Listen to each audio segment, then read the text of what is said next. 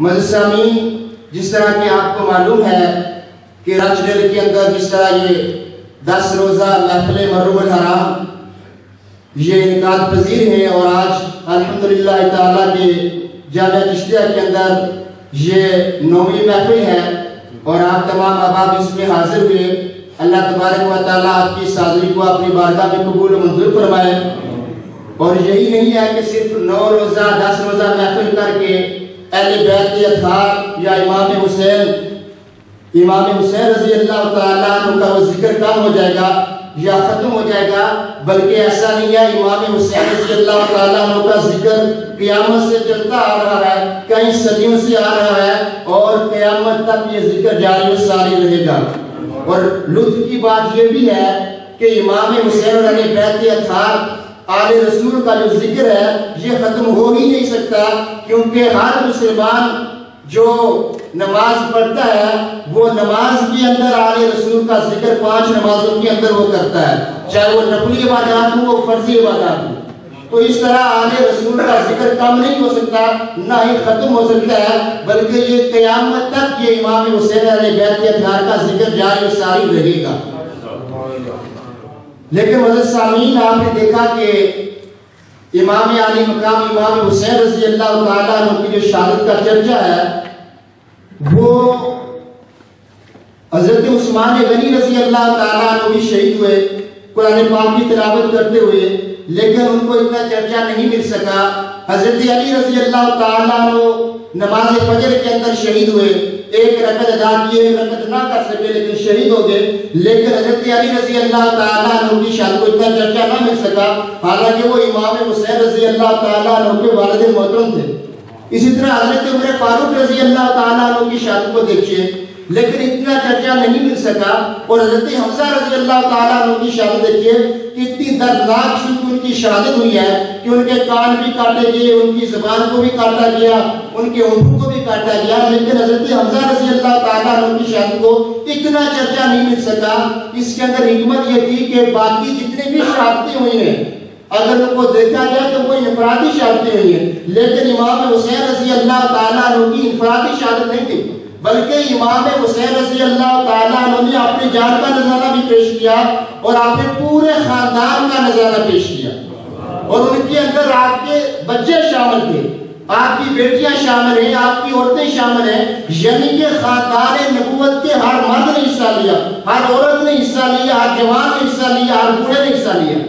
حتیٰ کہ امام حسین رضی اللہ تعالیٰ عنہ نے پورا خاندان رب کی بارگاہ کے اندر شہید کروا دیا، قربان کروا دیا۔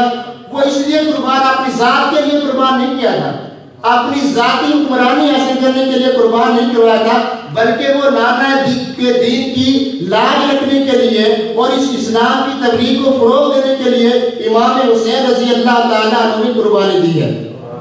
اور اگر دیکھا جائے تو امام حسین علیہ بیت اطہار کی جو قربانیاں ہیں، یہ اسلام جو آج ہم تک پہنچا ہے، اس کے اندر انبیاء کرام کی قربانیاں ہیں، اس کے اندر اہل بیت اطہار کی قربانیاں ہیں، اس کے اندر صحابہ کرام کی قربانیاں موجود ہیں، اور آج اسلام ہم کو بڑی بڑی عظیم قربانیوں کے بعد یہ اسلام آج ہم تک پہنچا ہے۔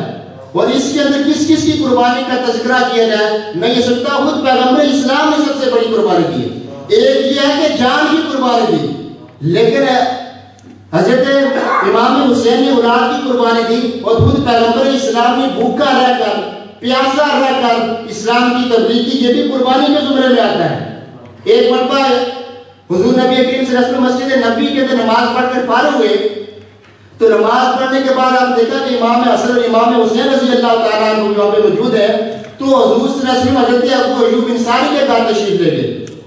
ان کے گھر جب تشریف لے گئے تو وہاں پر حضرت ابو ایوب انصاری کے پاس ایک بکری کا بچہ تھا، انہوں نے وہ ذبح کیا، تو آقا علیہ السلام کے چہرے پہ تھوڑی سی تھکاوٹ تھی، آپ کو بھوک لگی ہوئی تھی، تو حضرت ابو ایوب انصاری سمجھ گئے کہ شاید آقا علیہ السلام بھوک لگی ہوئی ہے، اور بھوک کی وجہ سے آپ کے چہرے پر تھوڑی سی رنگت جو ہے وہ دوسری طرح کی ہو گئی، وہ سمجھ گئے۔ تو حضرت ابو ایوب انصاری کا کھجوروں کا باغ تھا، آپ نے کھجور کچھ توڑ کر آقا علیہ السلام کی بارگاہ میں پیش کیے، تو حضور علیہ السلام نے وہ کھائے، اتنی دیر میں کھانا بھی پکا تیار ہو گیا، تو آقا علیہ السلام کے پاس جب کھانا رکھا تو آپ نے اپنے غلام کو بلایا اور غلام کو بلا کر کہا کہ جتنا کھانا ہے یہ لے کر پہلے میری فاطمہ بیٹی کو دے آؤ، کیونکہ میری بیٹی فاطمہ نے کتنے دنوں سے کھانا نہیں کھایا اور بھوکی ہے۔ تو یعنی کہنے کا مقصد یہ ہے کہ آقا علیہ السلام نے بھی اس کے اندر قربانی دی اور اہل بیت کے اطہار نے بھی قربانی دی۔ انشاءاللہ یہ گفتگو اسی طرح جاری و ساری رہے گی۔ ہم نے پروگرام اپنا وقت پہ ختم بھی کرنا ہے، تو میں یہ چاہوں گا کہ اس محفل کا باقاعدہ آغاز ہم صحیفہ انقلاب کی آیات بینات سے کرتے ہیں۔ تو میں گزارش کروں گا حافظ واجد الرحمان صاحب سے کہ وہ تشریف لائیں اور آ کر صحیفہ انقلاب کی آیات بینات سے ہم سب کے قلوب کو اذان کو مزین فرمائیں، لیکن محفل کے اندر زوردار نعرہ لگائیں تاکہ ہم محفل کے اندر جا کر بیٹھے۔ نعرہ تکبیر، نعرہ رسالت، نعرہ حیدری، نعرہ غوثیہ، حسینیت، یزیدیت۔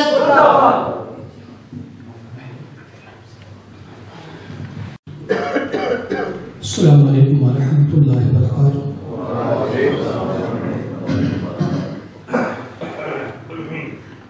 اعوذ باللہ من الشیطان الرجیم،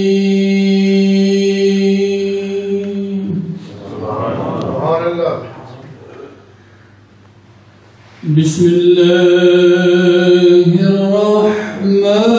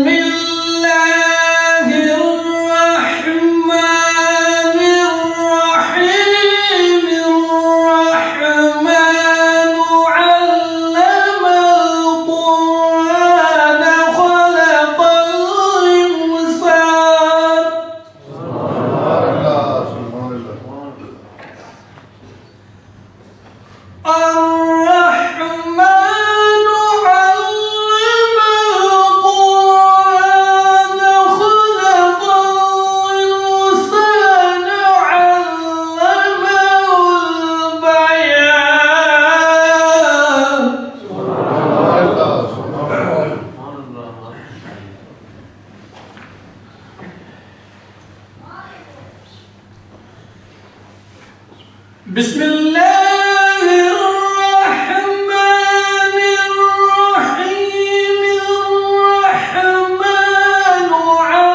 علم القرآن خلق الإنسان،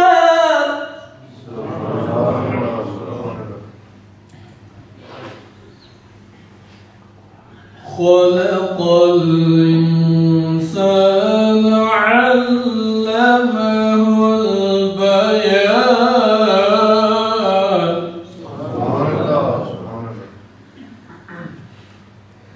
الشمس والقمر بحسبان، والنجم والشجر يسجدان،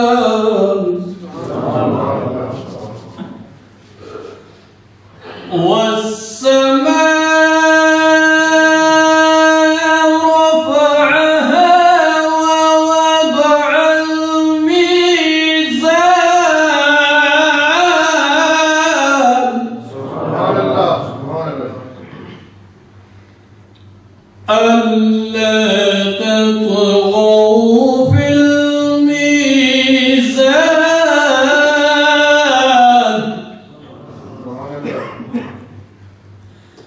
وأقيموا الوزن بالقسط ولا تخسروا الميزان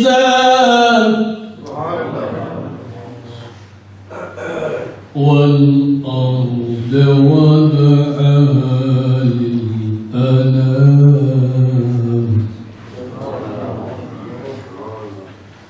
فيها فاكهة والنخل ذات الأكمام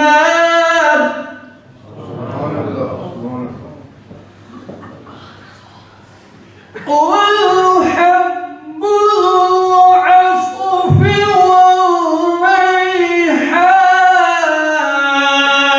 والريحان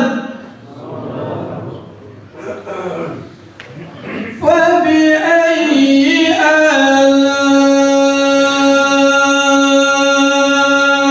ربكما تكذبان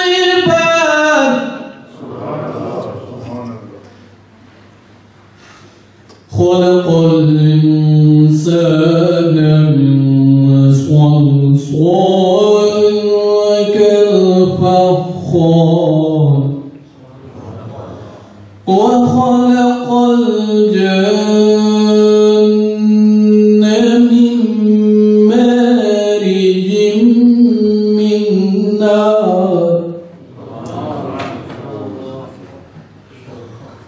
فبأي آلاء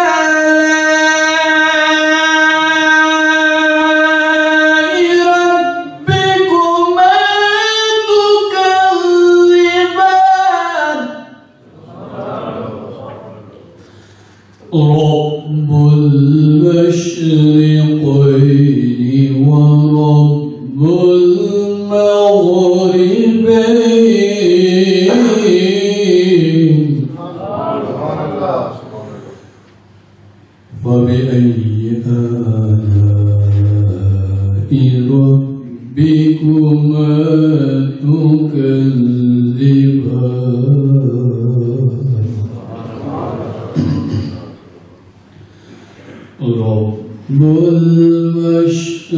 فبأي آلاء ربكما تكذبان رب المشرقين ورب المغربين صدق الله العظيم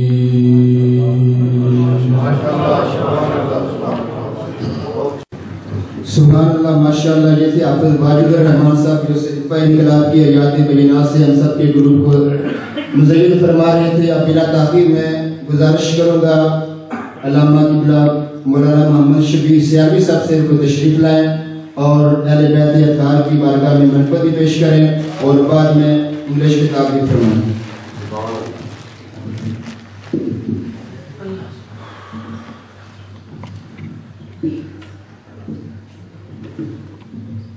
تمام احباب مل کر پیار اور محبت کے ساتھ ایک بار درود پاک کا نذرانہ پیش کر لیں. صلی اللہ علیہ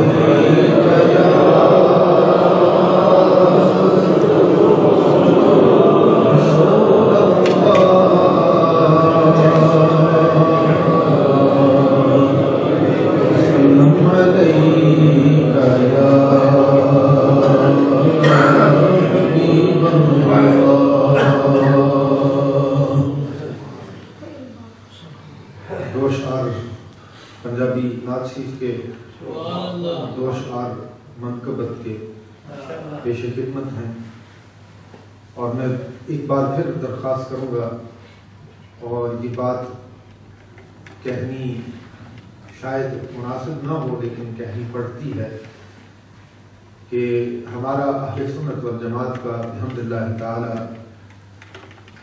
سرکار مدینہ صلی اللہ تعالی علیہ وسلم کے ساتھ محبت اور عقیدت کا دعویٰ ہے اور ہمیشہ سے رہا ہے اور رہے گا انشاءاللہ. اس دعوے کی دلیلوں میں سے ایک دلیل یہ ہے کہ جب کا ذکر کیا جاتا ہے تو آدمی وہ ذکر سن کر خوش ہوتا ہے. مدینہ صلی اللہ تعالیٰ علیہ وسلم نے خود اس شخص کے حق میں جو جبریل امین نے دعائے ضرر فرمائی اس پر آمین کی مہر سب فرمائی کہ جو شخص سرکار مدینہ صلی اللہ تعالیٰ علیہ وسلم کا نام سنتا ہے اور درود پاک نہیں پڑھتا. ایک بار پیار اور محبت کے ساتھ مل کر بیت زبان ہو کر درود پاک پیش کر لیں. صلی اللہ علیہ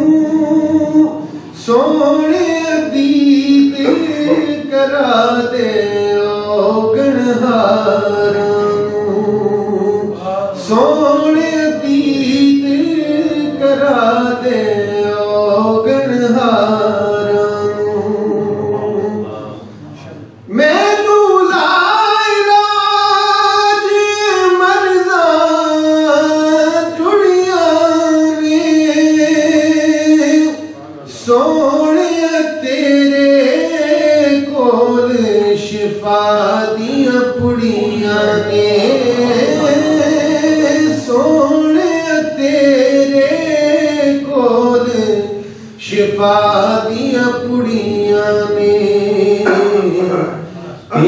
دید ددارو کافیے بیمارانو تیری دید ددارو کافیے بیمارانو سونے دید کرا دے گنہارانو سونے دید کرا دے گنہارانو ساڈے ترس گئے دیدے دیدارانو سونے دید کرا دے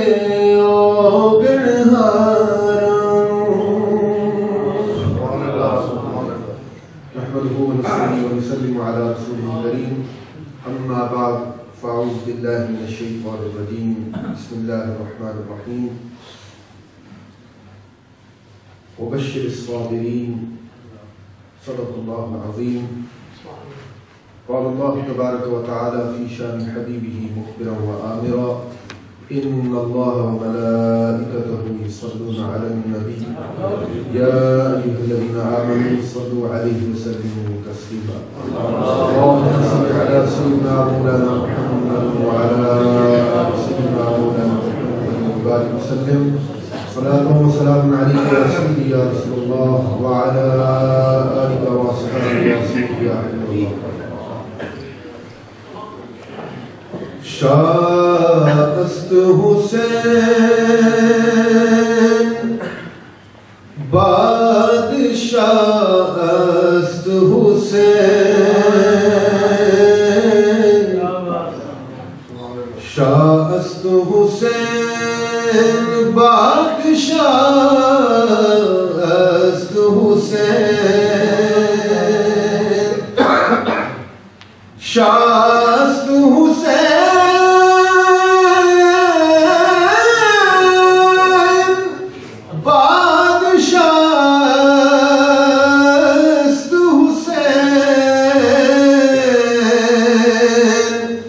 شاست حسین بادشاہست حسین دین است حسین دین پرست حسین سردار نداد دست در دست یزید سردار نداد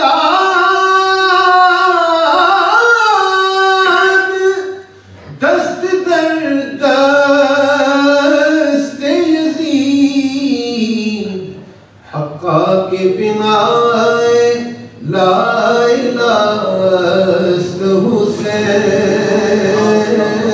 حقا کے بنا لا الہ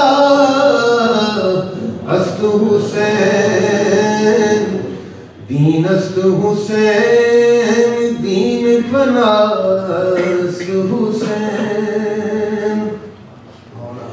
Respected ulama, scholars, honorable audience, I've been asked to say a few words in English regarding the gathering and the topic of the gathering tonight being the events of Karbala. In the time that I have, I'm conscious of the fact that there are, alhamdulillah, many other ulama on the stage as well, and being Khadim here at Jamia Chishtiya, being the principal of the Academy, Light of Islam Academy, it does feel wrong to me for me to take an excessive amount of time when we have other ulama and scholars here who are our guests. So inshallah, I'm going to conclude with just a few words, just a few remarks regarding the auspicious occasion of tonight being the 10th night of the blessed month of Muharram al-Haram. and the following day that is to come, the 10th day of Muharram al-Haram, this has a major significance throughout the history of mankind. It's not just due to the martyrdom of Sayyidina Imam Hussain radiallahu ta'ala and other members of the family of Rasulullah sallallahu alaihi wasallam. This day has always had a great significance amongst humanity, right down to the fact that when Sayyidina Nuh ala nabiyyina alayhi salatu wassalam, after his efforts in preaching to his people, when he invoked the punishment of Allah subhanahu wa ta'ala upon them, and Allah subhanahu wa ta'ala sent the flood of Nuh alayhi salam, and those who were in the boat of Nuh alayhi salam, they were saved. But after days when they rested on dry land, that day was the 10th of Muharram. When Sayyidina Musa ala nabiyyina alayhi salam, after the Exodus, was successfully able to lead his people out of Egypt and free them from the clutches of the Pharaoh, this was the 10th of Muharram. And again, repeatedly, we find the significance of the 10th of Muharram. One of those marked events of the 10th of Muharram being the martyrdom of Sayyidina Imam Hussain radiallahu ta'ala and other members of the family of Rasulullah sallallahu alaihi wasallam. I don't have enough time, and maybe I wouldn't have enough time if I was to keep you here all night long. Maybe I still don't have enough time to actually explain to you in detail all the events that took place, because remember, this is not just one event. It was a series of events that took place, and then eventually it sort of concluded with events at Karbala. The main sort of thing being behind this, the fact that there was a clear distinction between haqq and batil, between right and wrong. And Imam Hussain radiallahu ta'ala, being the grandson of Rasulullah sallallahu alaihi wasallam, he chose to side with the haqq, with the truth, and he refused to accept, and by accepting and by giving his hand into the hand of Yazid and pledging allegiance, causing and giving him a seal of approval, he refused to do this. Because by doing this, inevitably he could have saved himself and his family. But he chose not to do this, because had he done this, this would have given Yazid a seal of approval from the grandson of Rasulullah sallallahu alaihi wasallam and the family of Rasulullah sallallahu alaihi wasallam. And we are indebted to these people today, because if we have Islam as we know it today, then we owe a debt of gratitude to these people, to the companions of Rasulullah sallallahu alaihi wasallam, who in their times suffered through the trials and the tribulations that the Makkans and the Mushrikeen of Makkah, the polytheists of Makkah, put them through. And then in time, the family of Rasulullah sallallahu alaihi wasallam, the grandson of the Prophet sallallahu alaihi wasallam, Sayyidina Imam Hussain radiallahu ta'ala, and other members of this noble family, we are eternally indebted to them for their services in standing up for what was right and defining for us the difference between right and wrong, and in this manner safeguarding for us the true face of the deen and the sharia of the Prophet sallallahu alaihi wasallam as we know it today. And so this is the reason why, bihamdillahi ta'ala, we, the Ahlus Sunnah wal Jama'ah, we love the Prophet sallallahu alaihi wasallam and everything that is attributed to him, everything that has any attachment to him, whether it be his family or whether it be his noble companions. We love, honor and respect every single one of the attachments of Rasulullah sallallahu alaihi wasallam. And if anything, as a message, if you want to take away, like I said, I don't have the time to actually go into detail of the events that unfolded at Karbala. To leave you with a message, Imam Hussain radiallahu ta'ala, it was very simple for him to actually negotiate his way out of there. All he had to do was pledge allegiance to Yazid. And he could have saved himself, his family. He could have actually earned a great deal of reward from it. And he refused all of this. He stood his ground. And remember one thing, today we have these notions that, we have people who have the audacities to stand up and say that this was the war of two princes. Now, this is ridiculous. And these kind of people should be avoided at all costs. This is not a war of two princes. This was Imam Hussein radiallahu ta'ala standing up for what was right.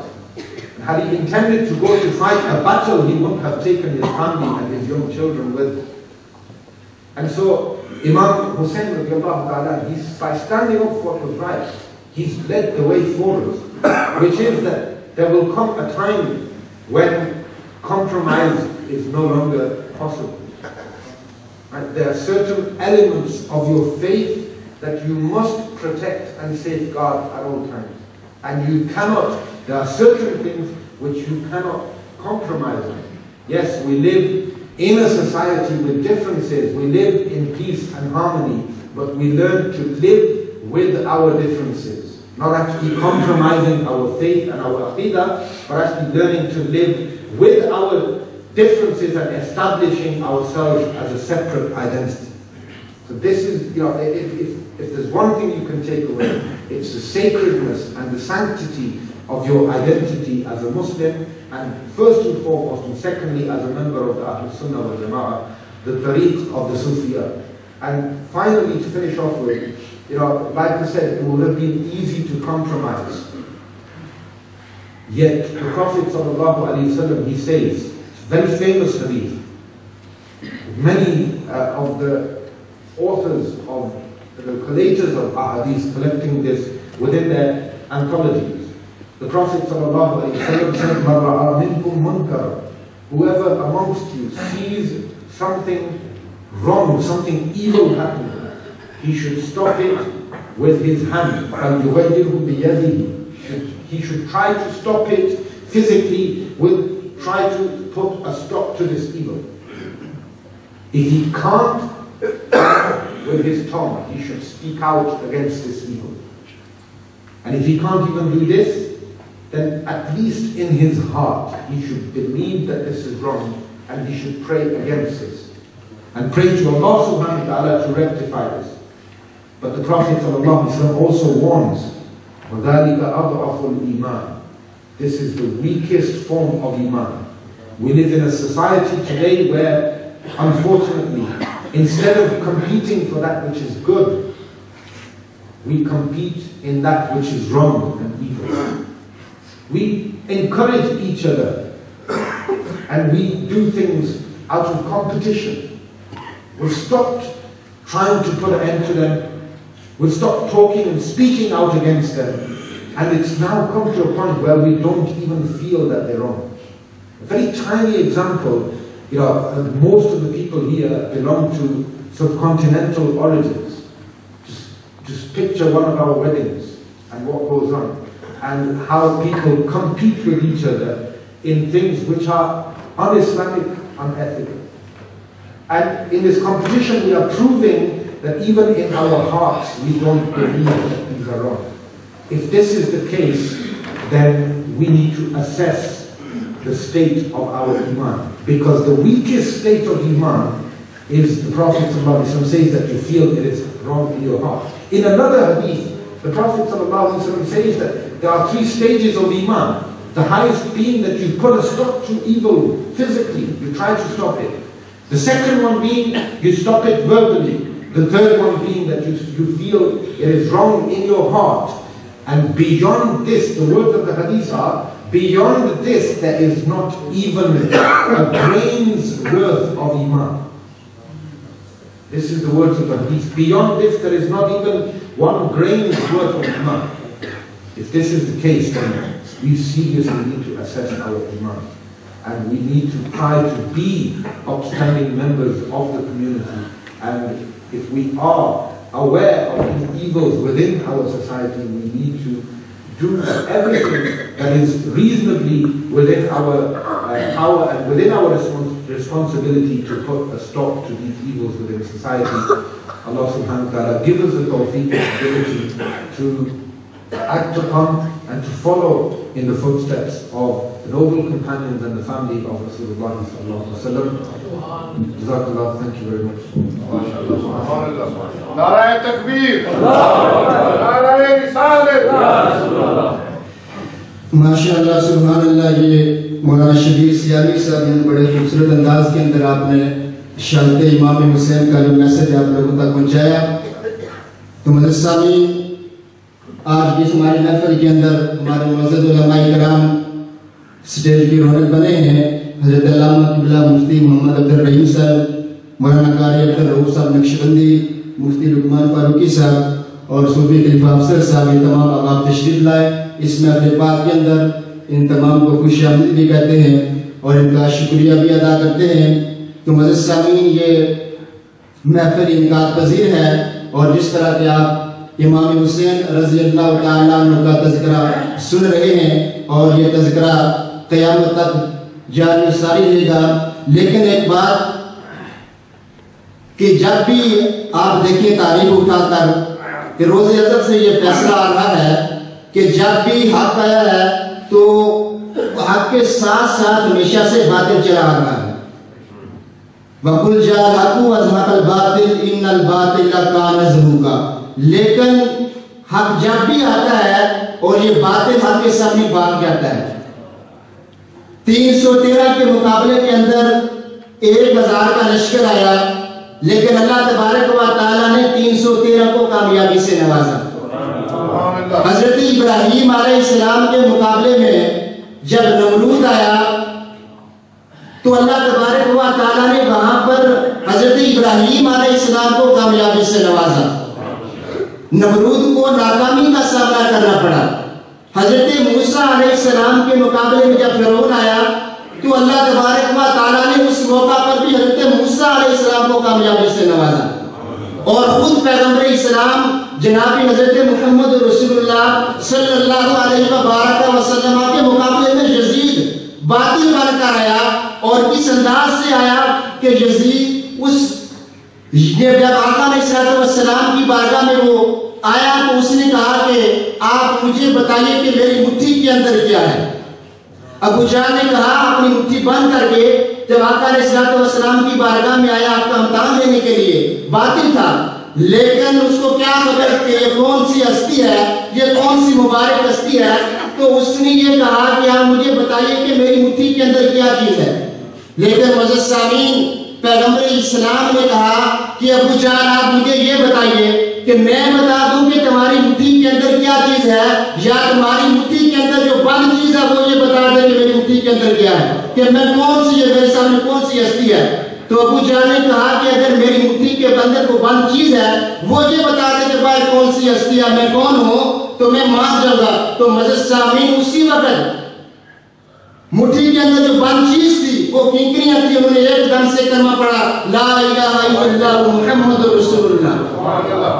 اسی وقت ابو جہل مان گیا. لیکن اب دیکھیں کہ یہ روز ایسے سے یہ بات چلتی آ رہی ہے کہ حق بھی آتا ہے ساتھ میں باطل بھی آتا ہے، لیکن ہمیشہ سے اللہ تبارک و تعالیٰ نے حق سے ہی حق کو ہی کامیابی سے نوازا. اور دیکھیں کہ پھر انجام کیا ہوا. فرعون دریائے نیل کے کنارے مر گیا، نمرود کو مچھروں نے مار ڈالا، ابو جہل کو بچوں نے قتل کر لیا. لیکن باطل کا یہ مقام ہے. اور دوسری طرف حق والوں کی شان دیکھیے کہ حضرت موسیٰ کلیم اللہ بن گئے، حضرت ابراہیم خلیل اللہ بن گئے اور خود محمد رسول اللہ حبیب اللہ بن گئے. اور حضرت امام حسین رضی اللہ تعالیٰ عنہ کے مقابلے میں یزید آیا تو اللہ تبارک و تعالیٰ نے حضرت امام حسین رضی اللہ تعالیٰ عنہ کو کامیابی سے نوازا. لیکن بدبخت یزید کا انجام بھی کیا ہو گیا آپ نے تاریخ کے اندر پڑھا ہوا ہے. لیکن امام حسین رضی اللہ تعالیٰ عنہ نے واقعہ کربلا کے اندر اپنی جان کا نذرانہ پیش کر دیا، پورے خاندان نبوت کو قربان کروا دیا. لیکن بدبخت یزید کے آگے اپنا سر نہیں جھکایا. اور مزے کی بات اور لطف کی بات یہ ہے کہ امام حسین رضی اللہ تعالیٰ عنہ کا ظاہری حیات کے اندر بھی امام حسین نے اپنے سر کو رضی اللہ تعالیٰ عنہ کا سر انور جب تن سے جدا ہو گیا، جب کٹ گیا، تو یزیدی فوج نے امام حسین رضی اللہ تعالیٰ عنہ کے سر کو نیزے کی نوک پہ چڑھا کر گلیوں کے اندر پھرایا۔ مورخین نے یہ تباہ کیا، تاریخ داروں نے یہ بات نقطہ اٹھایا ہے کہ حضرت امام حسین رضی اللہ تعالیٰ عنہ کا کٹا ہوا سر، ایک تھا آپ ظاہری حیات کے اندر آپ کو جھکا نہیں، لیکن کٹا ہوا سر بھی، تن سے جدا سر بھی امام حسین رضی اللہ تعالیٰ عنہ کا بدبخت یزید کے آگے جھکا نہیں، بلکہ وہ نیزے کی نوک پر سر بلند رہا اور قیامت تک سر بلند رہے گا۔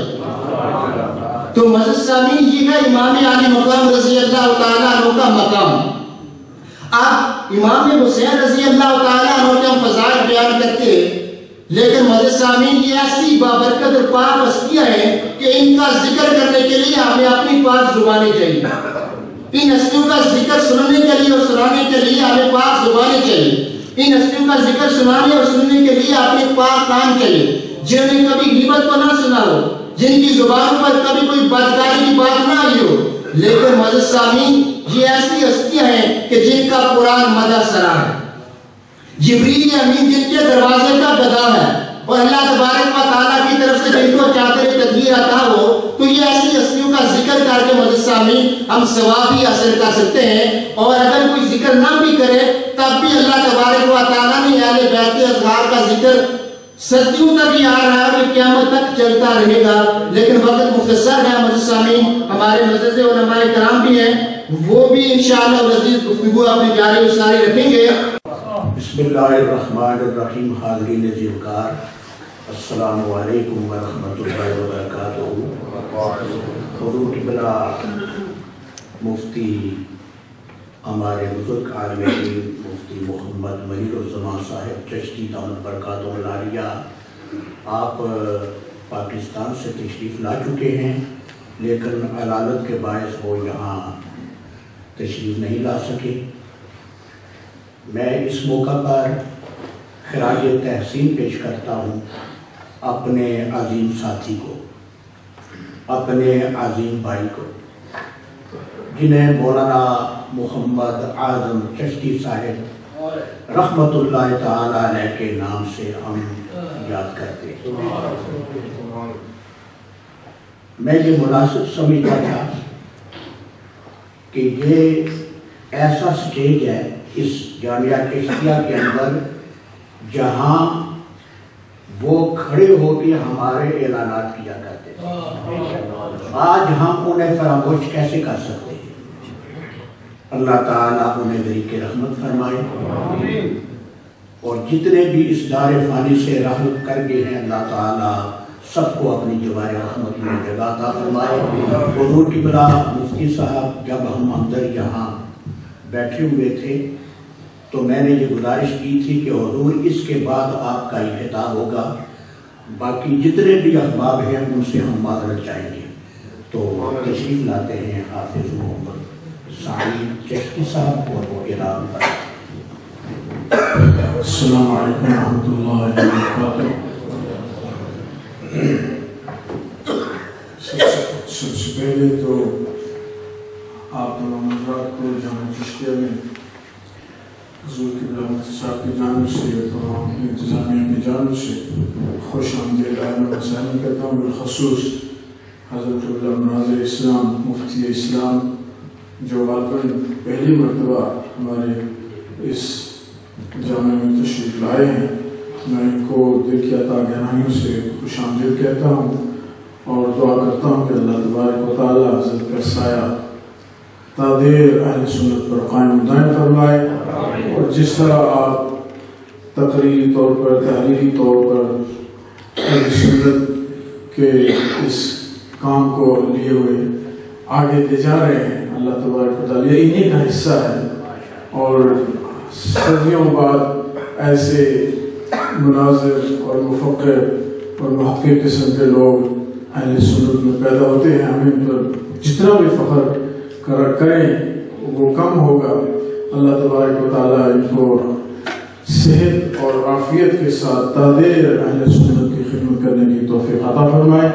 جو ساتھی ذرا تھوڑے سے دور بیٹھے ہوئے ہیں، مجلس کو ادب کے تقاضے کے تحت قریب آ جائیں انشاءاللہ العزیز. آپ بیان سنیں گے تو انشاءاللہ العزیز آپ کے دل بھی محسوس ہوں گے. جیسے آپ نے سنا حضور قبلہ مفتی صاحب اور بندہ حکیم ہم اہل خانہ کے ساتھ عید سے قبل پاکستان گئے ہوئے تھے. الحمدللہ جو کام ہم نے 2-3 سال پہلے سے شروع کیا ہوا تھا بالخصوص مساجد کی تعمیر اور ایک جو نیا کام آپ نے سنا ہے, میں اس کی تفصیل اب ٹائم نہیں ہے. الحمدللہ ہم نے 20 اکتوبر کو عید والے ہفتے ہی اس کا افتتاح کیا. الحمدللہ مقامی حضرات, مقامی منسٹر حضرات سب لوگوں نے وہاں پر اس میں شرکت کی. جو عالم نے بالخصوص دعا فرمائی اور یہ جو میٹرنٹی ہاسپٹل کا کام ہم نے شروع کیا تھا الحمدللہ 2 سال پہلے تعمیر کا, اس کا لٹرلی ہم نے افتتاح کیا ہے. دعا کریں کہ اللہ تبارک و تعالیٰ جن جن ساتھیوں نے اس میں حصہ کیا جیسے بھی اس کو اللہ تبارک و تعالیٰ اپنی شان کے لائے اجر عظیم عطا فرمائے. اور ہم انشاءاللہ العزیز آپ کو ربیع الاول شریف سے پہلے ایک اور عظیم خوشخبری اس مسجد کی توسیع کے حوالے سے بھی انشاءاللہ سنانے جا رہے ہیں. جیسے حضرت قبلہ قوس صاحب نے فرمایا بڑی کمی محسوس ہوتی ہے بالخصوص ایسے مواقع پر جب کوئی مجلس ہوتی ہے, کوئی پروگرام ہوتا ہے, تو ان تمام پروگراموں کی جان جس کو کہتے ہیں وہ ہمارے بھائی قبلہ مولانا اعظم چشتی رحمۃ اللہ علیہ تھے. تو یہ اللہ تبارک و تعالیٰ کا نظام ہے.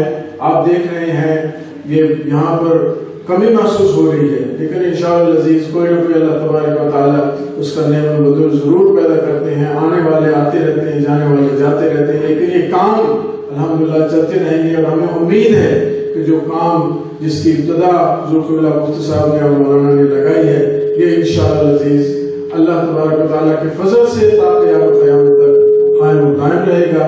میں پھر حضرت کی خدمت میں التماس کرتا ہوں کہ اللہ تبارک و تعالیٰ سے دعا بھی کرتا ہوں کہ اللہ تبارک و تعالیٰ ان کو صحت اور عافیت عطا فرمائے, اور ہمارے حضور قبلہ عالم کے لیے خصوص آپ دعا فرمائے کہ وہ سفر میں تھے, کل وہ جہاز لیٹ ہو گیا اور آج چونکہ عاشورے کا روزہ رکھنا تھا تو فرمانے لگے کہ میں نے روزہ ضرور رکھنا. میں گزارش کی کہ صحت ٹھیک نہیں ہے, سفر سے گئے ہیں, لیکن یہ اللہ والوں کی الگ ہی دنیا ہے.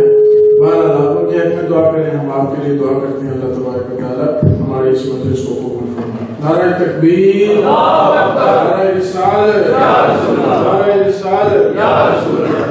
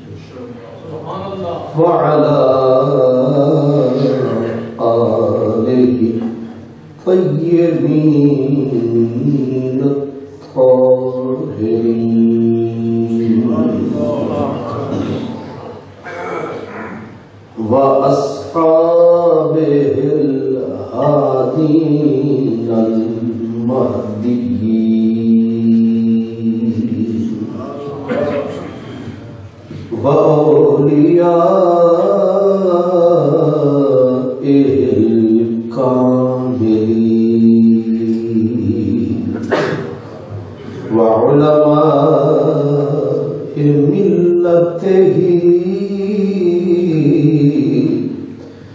وأهل سنته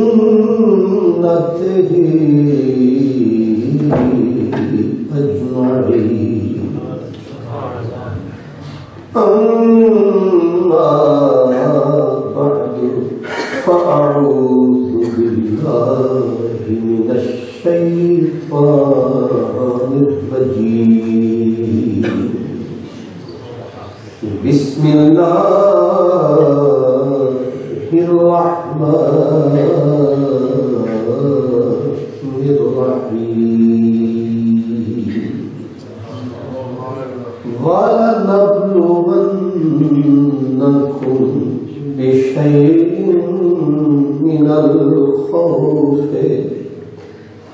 من الخوف والجوع والنقص من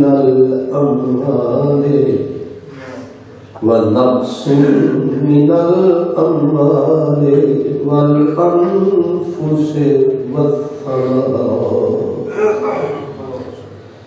وبشر الصابرين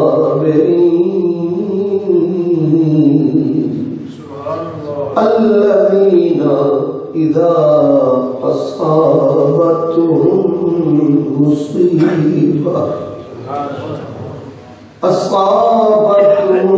مصيبة قالوا إنا لله وإنا إليه راجعون.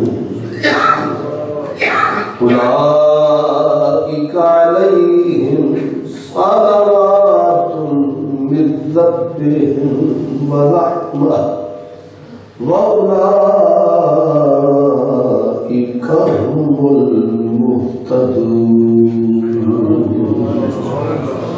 صدق الله مولانا العظيم. الصلاة والسلام عليك يا رسول الله وعلى آلك وأصحابك يا حبيب اللہ. اے دل بہوس پر سرکارے نہ رسی، اے دل بہوس بر سرکارے نہ رسی، تا غم نہ خوری با غم گسارے نہ رسی،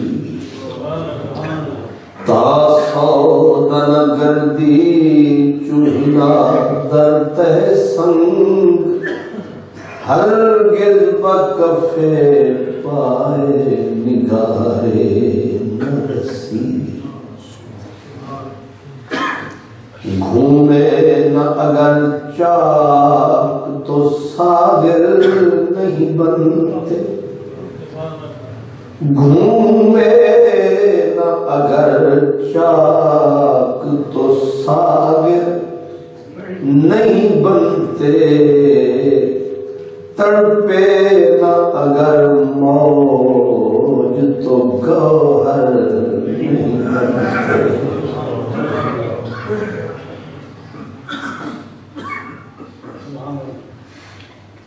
میرے بخاری نہایت عزت، مہر و مرحمت کے قابل جملہ محترم علماء کرام، مہمانان گرامی قدر، میں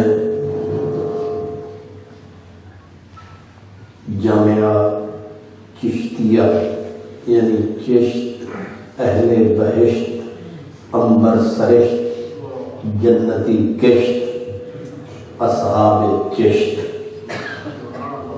یہاں میں حاضر ہوں۔ رات جامعہ ہارونیہ میں، ہارونیہ سینٹر میں جو اللہ نے مجھے توفیق بخشی، میں نے شہدائے کربلا اور مقام رضا میں نے اپنی گزارشات پیش کی تھی، اور رات سے ہی ذہن بنا لیا تھا کہ وہاں رضا یہاں ابتلا، اور یہی ہے کربلا۔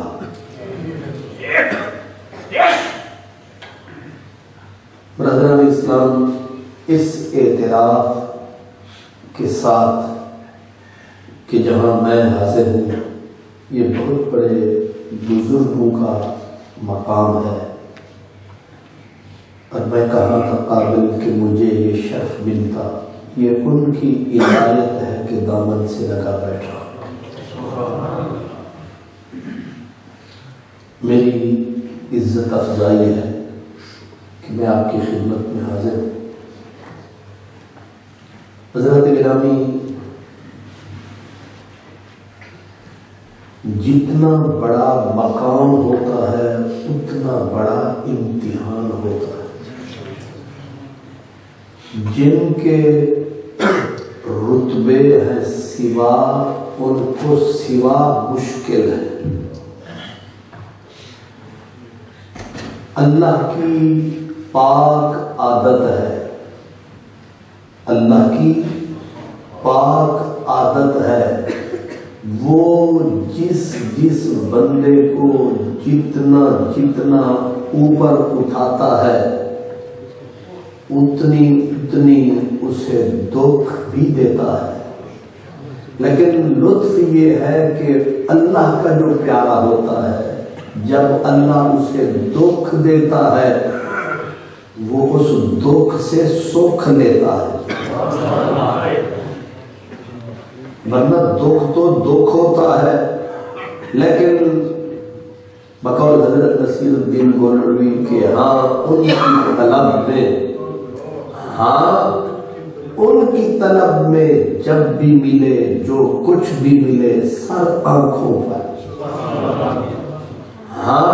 ان کی طلب میں جب بھی ملے جو کچھ بھی ملے سر آنکھوں پر، درد مصیبت غم صدمہ گن لے، درد مصیبت غم صدمہ ہر چیز گوارا کرتے۔ ان کی طلب میں میاں صاحب کہتے ہیں کنڈے سخت، کنڈے دے نالے سخت، کنڈے سخت گلاباں والے دوروں ویکھ نہ ڈریے، چوبڑ جھلیے تے رات چوائیے پھر جھولی تن بھر۔ جو کانٹوں سے ہاتھ ملا نہیں سکتا وہ پھولوں تک پہنچ نہیں۔ حضرت میرا وزن خراب ہو رہا ہے۔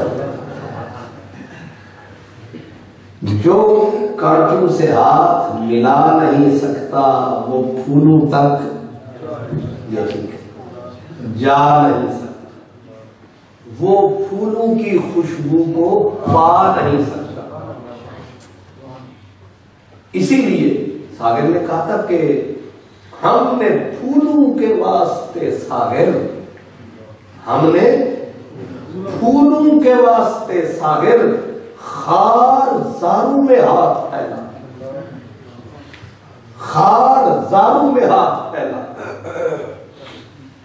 تو خار زار کانٹے ہی کانٹے، ان میں جب تک بندہ کانٹوں سے ہاتھ ملاتا نہیں گلاب ہاتھ میں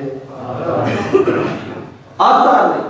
اور مالک کا بھی دستور یہی ہے، مالک کا بھی دستور یہی ہے، وہ بھی فرماتا ہے کہ الف لام میم احاسب الناس ان یترکوا ان یقولوا آمنا، فرمایا لوگوں نے سمجھ رکھا ہے کہ صرف لا الہ الا اللہ کہیں گے دکھ نہیں سہیں گے، صرف آمنا فرمائیں گے اور ہم خوش ہو جائیں گے۔ میں نہ خالی لا الہ الا اللہ کی ضرب سے کام نہیں چلے گا، آگے بھی قدم بڑھانا ہوگا اور گٹھڑیوں باری گٹھڑیوں کو سر پہ اٹھانا ہوگا جہاں تک ہم چاہیں گے جانا۔ احاسب الناس، میں لوگوں کا تو پروگرام یہی ہے، کہتے نا ہنگ لگے نا پٹکلی تے راہی ٹوکا۔ ہمارا دل تو یہی کرتا ہے نا بندہ، بعض لوگ ہوتے اللہ کرے ایسا ولی آوے گولی ولایت کی بڑھاوے اور منہ بگاوے ولی جمنا، ایسے ہوتا۔ اس نے کہا ان یدرکوا ان یقولوا آمنا، اللہ فرماتا ہے لوگ یہ چاہتے ہیں کہ بس آمنا کہیں، فرمایا وہم لا یفتنون، دستور ہمارا یہ ہے کہ جو ہماری گلی میں آئے گا رب اسے پکڑ کے پہلے آزمائے گا، اگر آزمائش کی سیڑھی سے پورا اترا تو پھر اللہ اگلے زینے پہ بھی کرم۔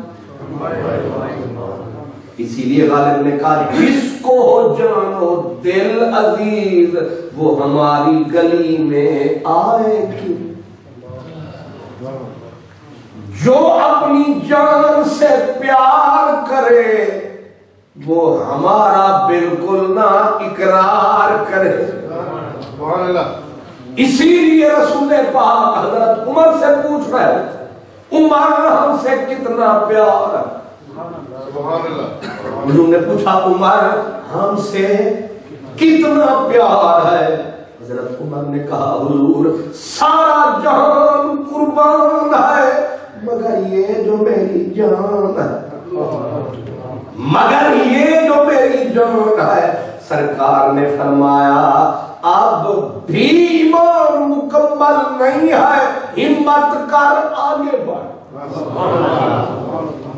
بس نظر جو کرم کی اٹھی کمی ہو گئی پوری، مٹ گئی ساری دوری، ہو گیا وہ مسئلہ جو تھا ضروری۔ سرکار نے فرمایا اب بول، کہا لجپال کریم پتہ نہیں کیا پلا دیا ہے، فرمایا یہ جو میری جان ہے باقی جو سارا جہان ہے بقول حضرت میرے علی کے تن من دھن سب تجھ پہ وار دے۔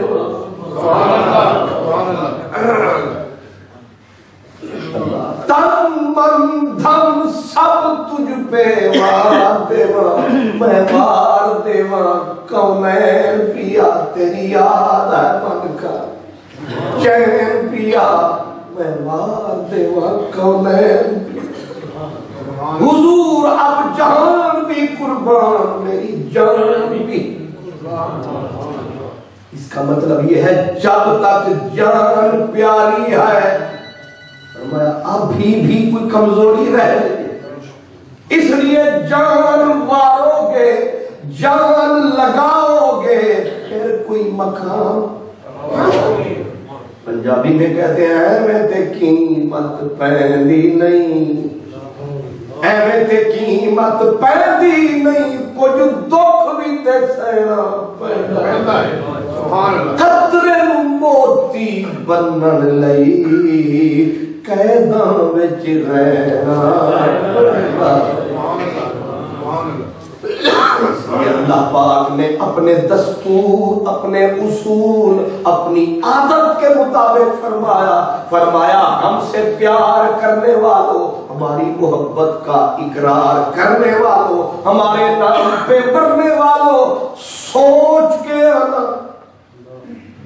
پہلے طے کر کے آنا، ایسے نہ قدم اٹھانا۔ اگر ہماری گلی میں آؤ گے تو تمہیں پتا ہے آزمائے جاؤ گے۔ کیا آزمائش ہے؟ حضرت بابا فرید گنج شکر شہنشاہ چشت،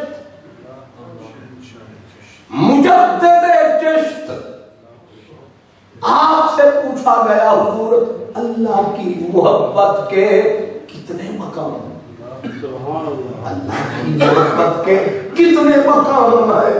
آپ نے فرمایا 100 مقام ہے۔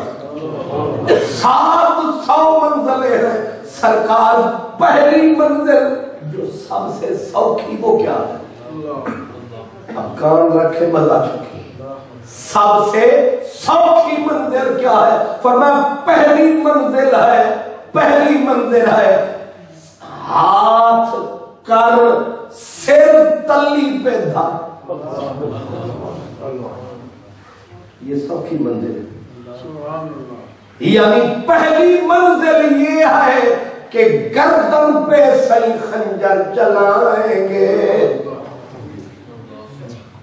جب یہ پہلی منزل ہے تو اگلی منزل کیا ہے؟ شاہ منصور پڑے تھے جیل میں، سارا زمانہ تماش بین، حضرت شبلی دیوانے، حضرت شبلی بغدادی آپ آئے، فرمایا اے مر تو ویسے رہا ہے، کچھ باتیں بول جا، پہلے تو انا الحق ہی کہتا رہا ہے، مجھے بات بتا جا۔ آ کے کہا منصور، کہا جی شبلی، کہا بتا اس کا پیار کیا ہے، اس کی محبت کیا ہے؟ منصور اٹھا آ کے کہا ابتدا جلنا ہے انتہا۔ اس نے کہا اچھا بس یہ کہا، ہاں یہی ہے، جلنا بھی ہے اور مرنا بھی ہے، یہ منزل ہے۔ وہی کہا حضرت گنجے شکر نے، حضرت سری سکتی رضی اللہ عنہ حضرت جنید بغدادی کو چھوٹی سی چٹ لکھ کے دی، جس میں لکھا جنید بیٹا پیار اس کا ایسے رچا کہ آنکھ تیری ہو، زبان تیری ہو، دل تیرا ہو، مگر سب کچھ تیرا ہو کبھی کچھ نہ تیرا، ایسا یار کا ڈیرا ہو، ایسا اس کا پھیرا ہو کہ تیرے من میں کچھ بھی چیز، یعنی دیکھے بھی تو اسی سے، سنے بھی تو اسی سے۔ اسی لیے حضرت بابا فرید نے کہا تھا کاغا سب تن کھائیو، کاغا سب تن کھائیو، چن چن کھائیو ماس، پر مورے دو نینا مت کھائیو، موہے پیا دیکھن کیا۔ جو اس کی راہ کے راہی ہے وہ اپنی جان تلی پہ دھرتے ہیں، سب کچھ اسی کے نام کرتے ہیں، اشارہ بھی کر دے تو وہیں پہ مرتے ہیں۔ اس لیے اس نے اپنے دستور کا قرآن میں اعلان فرمایا والا نبلونکم، لفظ دیکھے آپ نے قرآن کے، والا نبلونکم۔ میرے بزرگ علماء تشریف فرما ہے، لام پہ زبر آ جائے اور پھر نون پہ آ جائے شد 3 دانتوں والی، یہ جو حضرت نون سکیلا شد معاملہ ہو جاتا ہے موقد، اور تاکید دیتی ہے قسم کا فائدہ۔ اب قسمیں بن گئی 4، لَنَبْلُوَنَّكُمْ، قسم سے آؤ گے تو آزمائے جاؤ گے۔ نعرہ تکبیر، نعرہ رسالت، نعرہ حیدری، نعرہ سنت۔ میاں صاحب کھڑی والوں نے چکر لگا کے کہا، کہتے ہیں کہ عشق کسائی چھری وگائی تے کھوندا، نرمی نال بندہ کوئے تے انج کھوندا جے جاوے نہ سختی تے رکھ کے کھوندے۔ فرمایا عشق کسائی چھری وگائی تے کھوندا دے دے لتاں، تے چارے پاسے حکم اسے دا، کس پاسے نسبت جی نکال کے دکھا، کس نے کہا تو اسی لیے جو میرے جیسے ہوتے ہیں کنی کتراتے ہیں، حوصلے والے لوگ اس کوچے میں آتے ہیں، اسی لیے یہ جو پیارے ہیں یہ تھوڑے ہیں، جو نکمے ہیں لوڑے چوڑے ہیں۔ نہیں سمجھے؟ کام کے بندے بہت تھوڑے ہیں، اور جو فارغ ہیں ایک ڈھونڈو ہزار ملتے ہیں، جب بھی دیکھو تیار ملتے۔ اللہ اکبر، ہر کوئی حسین کہاں بن سکتا ہے؟ کیونکہ راہ مشکل ہے، اور مشکل رستے میں ہر کوئی اللہ۔ امام غزالی لکھتے ہیں جب حضرت منصور کا لاشا گرا تو نہ کفن تھا نہ دفن۔ حضرت شبلی آئے، آ کے روتے رہے، کہنے لگے کہ اپنے چاہنے والوں سے میری جان کو یوں کرتا ہے، اپنے چاہنے والوں سے میری جان، نہ کفن نصیب نہ دفن نصیب پڑا ہے یہاں۔ اور اوپر منہ کر کے کہا کیوں ایسا کرتے ہو، کیوں ایسا کرتے ہو؟ لوگ تو تماش بین تھے، کہنے لگے کیوں کر رہا ہے؟ کوئی جواب آیا؟ کہا ہاں آیا۔ کہا کیا کہا؟ کہا اس نے کہا کہ میں نے بھول کر ایسا نہیں کیا، جان کر کیا۔ جامعہ چشتیہ میں بیٹھے ہیں، چشتی تھوڑا سا مزاج چشتی رکھے، پھر مزہ چکھے۔ کیا کہا کہ میں بھول کر یہ نہیں کرتا، جان کے کرتا۔ شبلی کو دیوان لوگ پتھر مارتے تھے بغداد کے لوگ، مقام آپ سب جانتے ہیں۔ حضرت شبلی پھر کہنے لگے یہ عجیب روایت ہے آپ کی، منکروں کو تخت پہ بٹھاتے ہو، منکروں کو تخت پہ بٹھاتے ہو، خلیل کو آگ میں، یہ کیسی روایت ہوئی؟ اور میں جو پیار کرے اس کے گردن پہ چھریاں چلتا، جو محبت کرے در در پھراتے ہو، منکروں کو تخت دیتے ہو، چاہنے والوں کو تختے دیتے، کیوں ہے ایسا؟ جواب ملا، کہا اس نے بولا کہ ہم بھول کر ایسا نہیں کرتے، جان بوجھ کر کرتے۔ لوگوں نے کہا پھر تو سمجھا شبلی؟ کہا سمجھا۔ کہا ایک بات بتا، پھر کیا کہا؟ کہا اس نے پھر یہ کہا کہ ہم کیوں ایسا کرتے ہیں، کیوں ایسا کرتے ہیں؟ کہا کیوں کرتے ہیں؟ جواب آیا تاکہ کوئی نااہل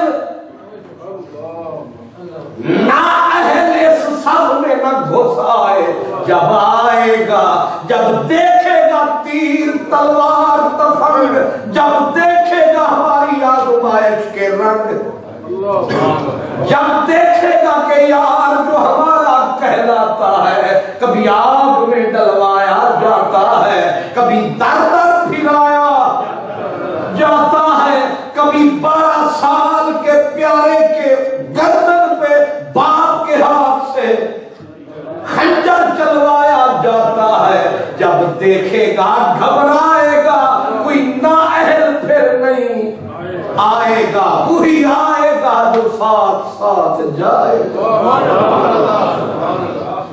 اسی لیے حضرت نصیر الدین گولوی کہتے ہیں کہ راہ وفا میں ہر سو کانٹے، راہ وفا میں ہر سو کانٹے، دھوپ زیادہ سائے کا۔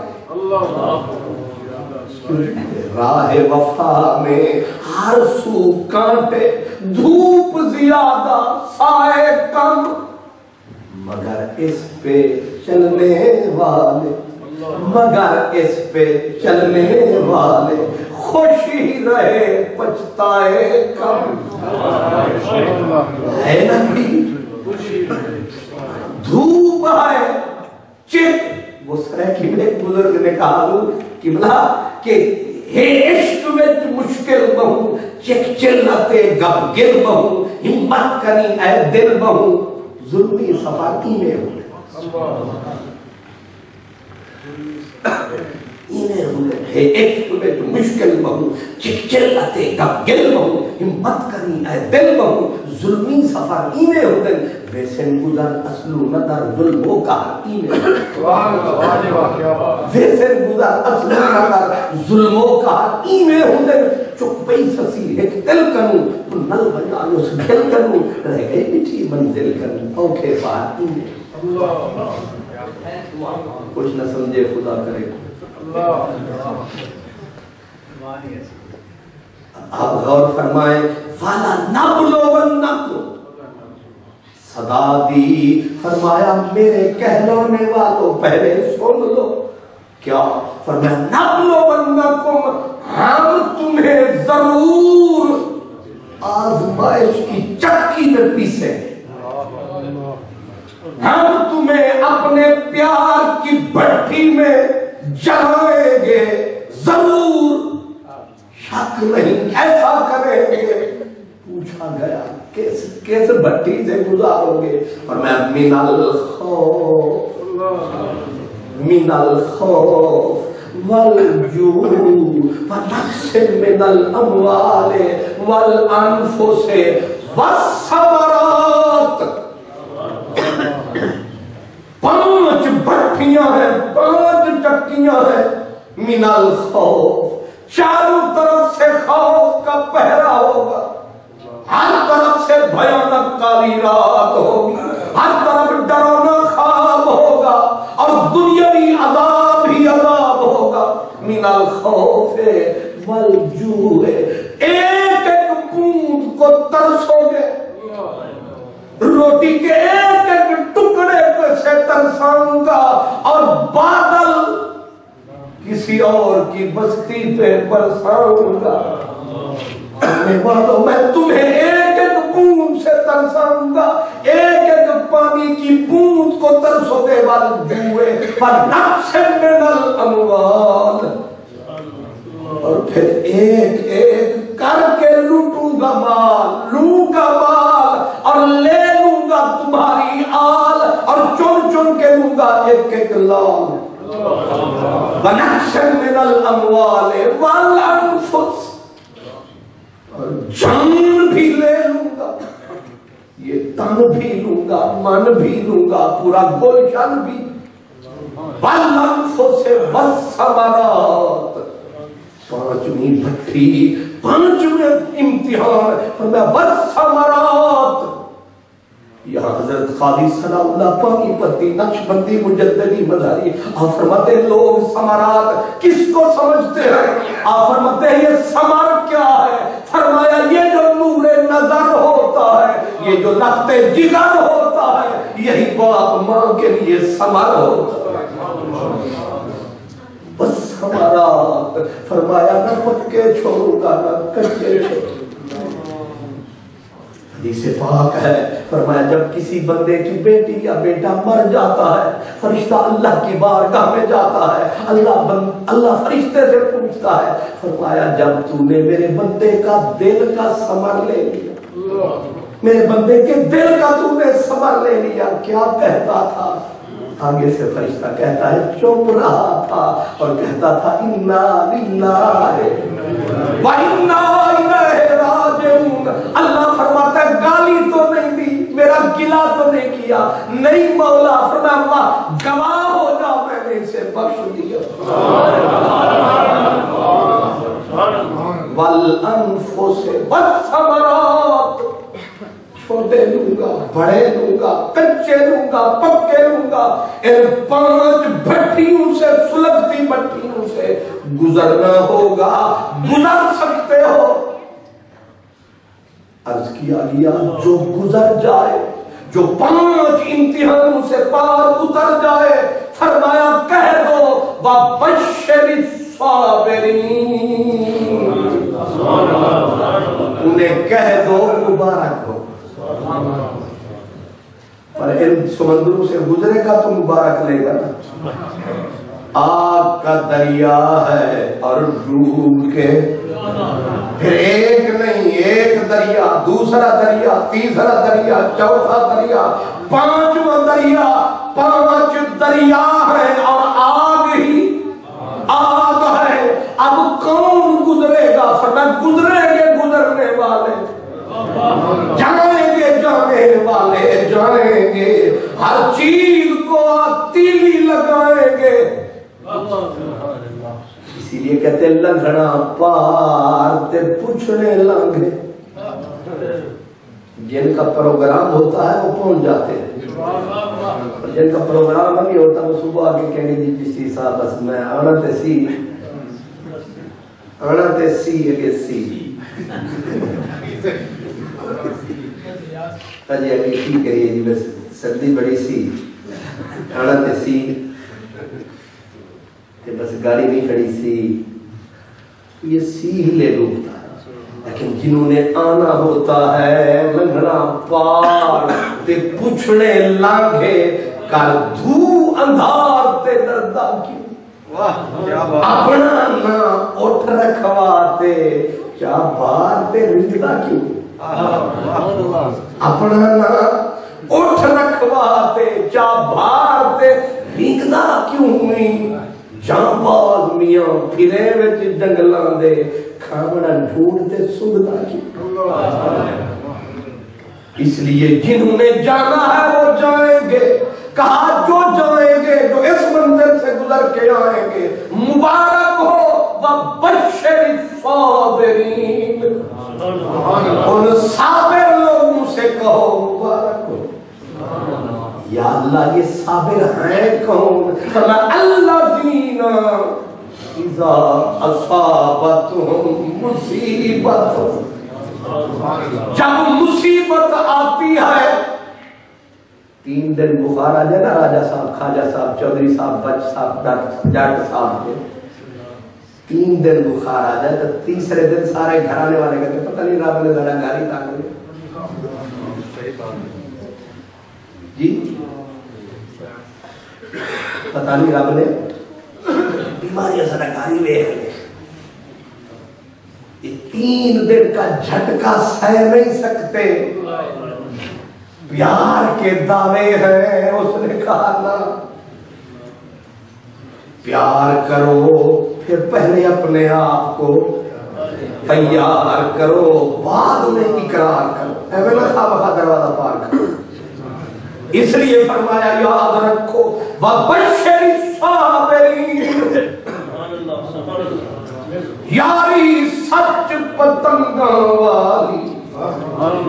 بابا جی کھڑی والے حضرت چڑھی والے ٹھیک ہی تو بولتے، کہتے ہیں یاری سچ پتنگاں والی، شمع جلی آ چکے پھر نہ کدرے جاون جوگے، لاٹ اندر سر کے۔ ایک فقیر کہہ رہا تھا، کہا جب یہ پروانہ سڑتا ہے جلتا ہے، برسات ہوگا تو چوکھے آ جاتے ہیں، اب برسات ہوئی رات کو جلے مر گئے روشنی پہ، صبح آئے تو پروانہ صاحب تو ختم، اس کے پر بچے ہوئے تھے۔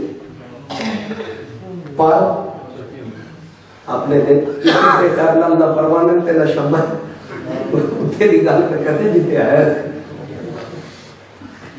تو میاں محمد بخش رحمت اللہ علیہ کی آپ کتاب پڑھے تو اس میں انہوں نے لکھا ہے کہ یہ جب پروانہ آیا اور آگے حضرت شمع نے مخ دکھایا، غیرت جو آئی، کہنے لگا شمع پہ میں مروں ساتھ مر بھی آئے، یہ غیرت کو گوارا نہیں، پہلے پروں کو توڑتے ہیں پھر مٹتے جو۔ یاری سچ پتنگاں والی تے شمع جلی آ چکے پھر نہ کدرے جاون جوگے۔ اتھے تے تو نہیں اور صحیح اور نہیں اور صحیح رکھ دے نہیں اور صحیح اتھے تے اچھا میں نماز نہیں پڑھنی کیوں ہے پڑھی شلوار کی تیرے تھلے سے 4 مہینے میں 4 امام بدل لیے۔ فرمایا پیار اس کا نام نہیں ہے، فرمایا ہم تو تمہیں آزمائیں گے، جب آزمائیں گے جب دیکھیں گے فولاد ہے ہمارے عشق کی دنیا میں آباد ہے. پھر اسی بالکل اسی ترازو پہ دیکھ علی کی اولاد. الذین اذا اصابتهم مصیبت قالوا انا للہ وَإِنَّا إِلَيْهِ رَاجِعُونَ. غالباً عبدالملک کا دور تھا اور امام زین العابدین کے ہاتھوں میں زنجیر، پاؤں میں زنجیر، گلے میں توق، سید زادے کی زنجیر چھن چھن ہوتی ہے، جو بھی تکتا ہے روتا ہے. روتے اس لیے ہے لا حسین پاک کا لگتے بھی کر. اور حالت یہ ہے آپ نے دیکھا رونے والا بہت بڑا محدث دیکھ کے رو رہا. آپ نے فرمایا ادھر کیوں رویا؟ اس نے کہا لجپالا تکتا ہوں، مقام کیا تھا وہ کیا کیا. ویرانے کو میرے دیکھ کے آباد بہت رویا. ویرانے کو میرے دیکھ کے آباد بہت رویا. زنجیر میری دیکھ کے آزاد بہت رویا. نرمی پہ میری اور تیری سنگ دلی پہ آن و فولاد بہت رویا. اور جا کے قدم میں نے فرید مکتب میں پایا تو درس و کتب مکتب استاد بہت رویا. ویرانے کو میرے دیکھ کے آباد بہت رویا. پاک حسین کے سینے پہ کھیلنے والے آج تیرے نازک ہاتھوں میں زنجیریں، تیری پاک گردن میں یہ لوہے کے تاک ہیں. امام زین العابدین نے سر جھکا کے کہا. آپ نے فرمایا کہ تو کیا سمجھتا ہے؟ لجپالا دکھ ہوتا ہے. آپ شام والے لوگ تھے، ظالموں نے یہ کہاں پہنچا دیا. آپ نے فرمایا مجھے یہ زنجیریں پہن کے بھی سکون ہے. حضور آپ کو تکلیف نہیں ہوتی؟ فرمایا یہ دکھ بھی سکھ میں بدل گیا. کہا وہ کیوں؟ فرمایا پہلی بات تو یہ ہے کہ جب یہ توق میری گردن میں ڈال دیے گئے میں نے تصور کیا کہ کل مجرم کو توق ڈالے جائیں گے تو وہ کتنے بھاری ہوں گے. یہ توق مجھے یار کی اگلی منزل یاد دلاتے ہیں. کندھے سخت گلاباں والے تے دوروں ویکھ نہ ڈریے. یہی منزل اگر اس کی راہ میں گردن میں توق ڈال دیے لوگوں نے مجھے قبول کر.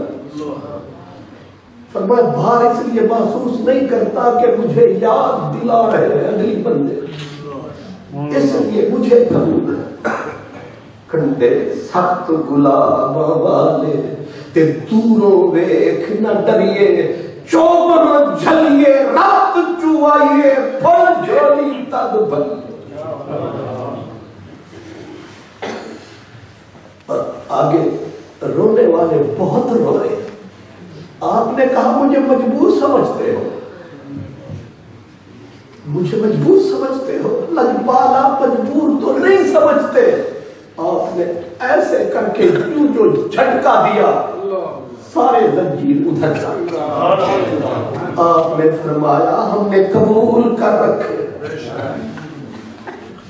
اسی لیے میں نے رات کو کہا تھا ہندی طاقت زور نہ لایا، ہندی طاقت زور نہ لایا، بیٹھے من رضائیں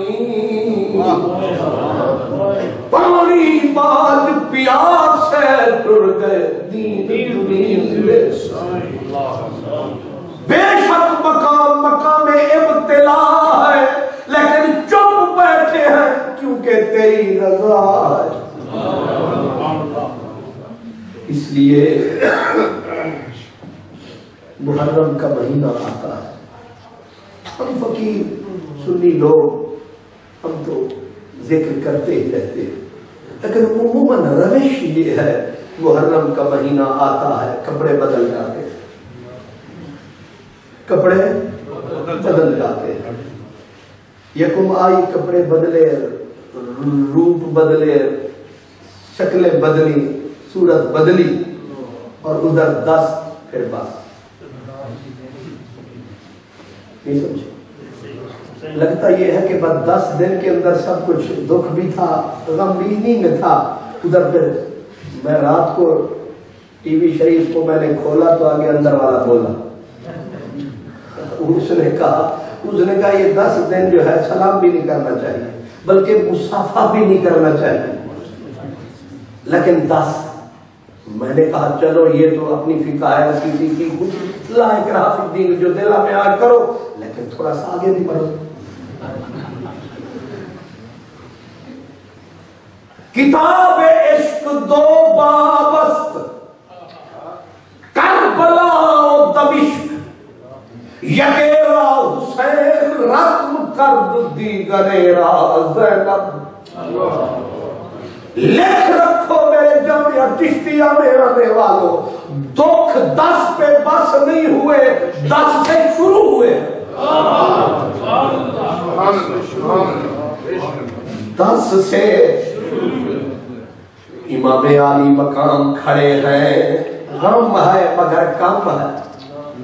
عباس کھڑے ہیں, غم ہے مگر کم ہے. حضرت عمر عثمان عبداللہ کھڑے ہیں, غم ہے مگر کم ہے. علی اکبر موجود ہے, غم ہے مگر کم ہے. لیکن جب شام ڈھلی, 11ویں آئی, کوئی نہ تھا, اب غم کم نہ تھا, غم ہی غم تھا. اسی لیے جب 11ویں کے دن سید زادیہ آئی, کٹے پھٹے لاشوں پر, بی بی سیدہ زینب نے جب دیکھا بیٹے کے لاشیں, بھتیجوں کے لاشیں اور ویر کا لاشا دیکھا, بی بی برداشت نہ کر سکی اور چہرہ کیا مدینے کی طرف اور کہا یا محمد آدھا حسین. نانا کس کو صدا دے, تیری بیٹیاں, بھائی بھی چلے گئے, بھتیجے بھی چلے گئے, بچے بھی چلے گئے, پکے بھی چلے گئے, کچے بھی چلے گئے, میری ٹہنی ٹہنی کٹ گئی, میرا پتا پتا لٹ گیا. اب تجھے صدا نہ دوں تو کسے صدا دوں؟ مدینے والے یا محمد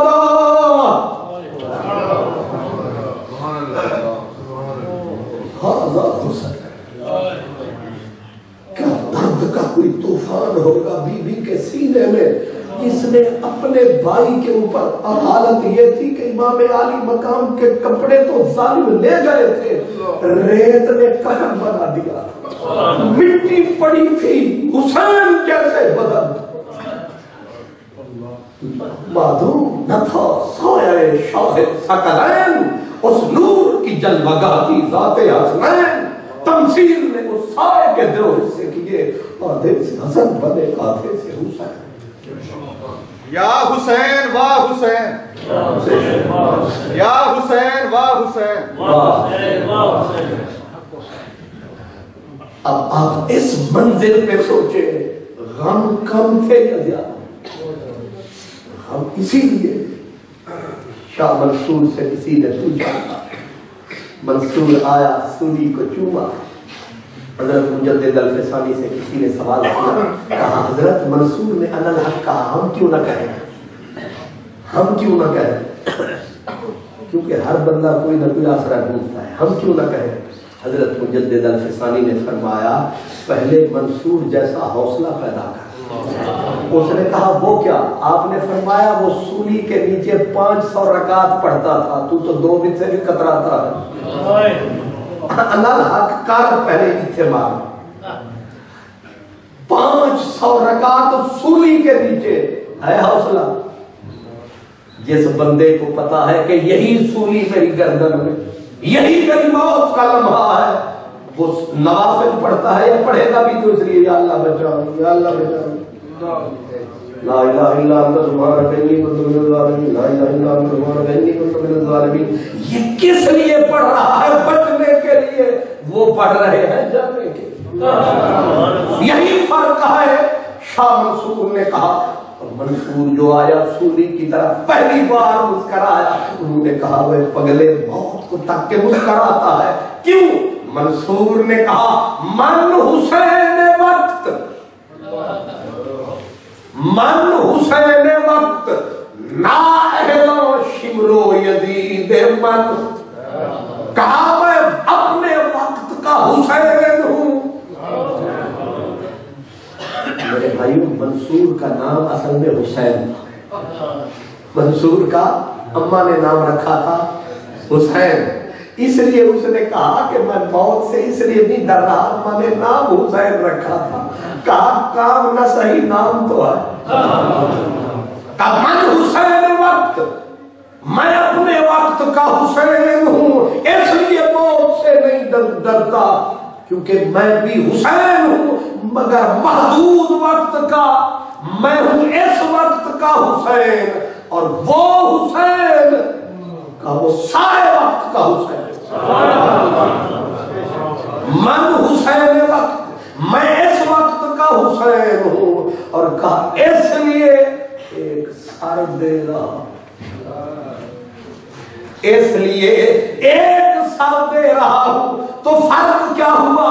کہا فرق بہت ہے، جو ایک سر دے وہ غلام حسین ہے، جو پورا گھر دے وہ امام حسین۔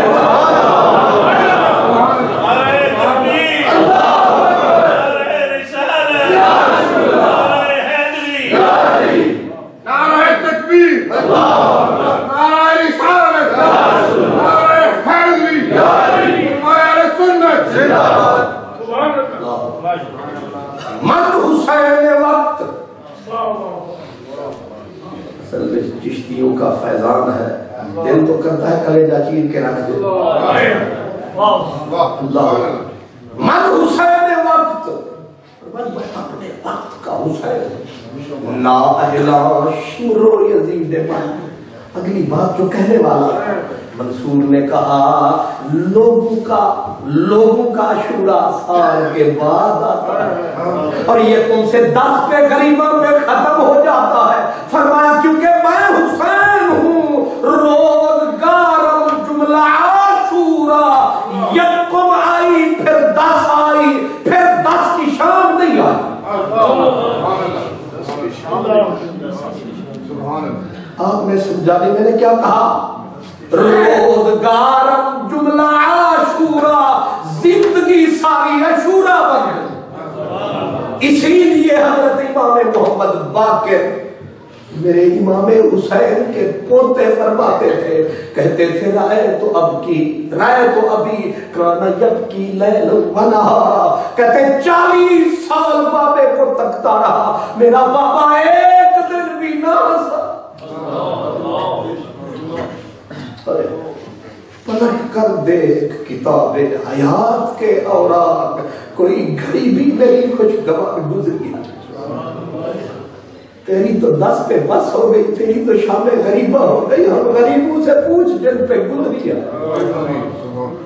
کہا یبکی لیل و نہار، کہا میرا بابا رات کو بھی روتا تھا، دن کو بھی روتا تھا، ہم کھانا پیش کرتے بابا روتا، اب پانی پیش کرتے بابے کی آہیں نکل جاتی، اذان کہتے بابے کی چیخیں نکل جاتی، کوئی دعا لینے آتا، کوئی بی بی آتی، حضور دعا کرو، سر پہ ہاتھ رکھتے وہیں آہ نکل جاتی۔ کہا یبکی لیل و نہارا، خون بادل سے برستے دیکھا، خون بادل سے برستے دیکھا، پھولوں کو شاخ پہ ڈستے دیکھا، اور جن پہ کھل گیا مسرت کا بھرم، پھر کبھی نہ ان کو ہنستے دیکھا۔ اب کہاں اشک ندامت ساغر، آستینوں کو ترستے دیکھا۔ کہتے ہیں کل تو میں نے کہا بابا موسم بدلتے ہیں، بہاریں آتی ہے، سورج نکلتا ہے، شام ہوتی ہے، کبھی کوئی ہنستا ہے، کبھی کوئی روتا ہے، آپ ہے کہ رو نہیں ہونا۔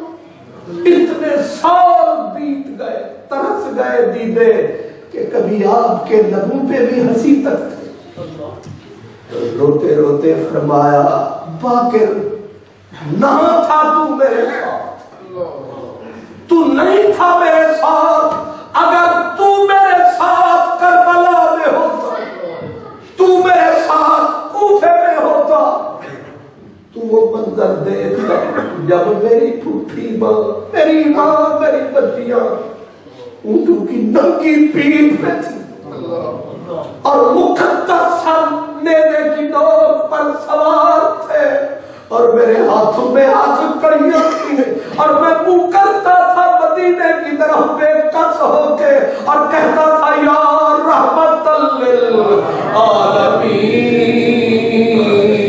ادرک لزین العابدین، تو روتی تھی ساری ہوئی یا رحمت للعالمین ادرک لزین العابدین محبوب فی عید الظالمین فی الموقبی والمزدہم۔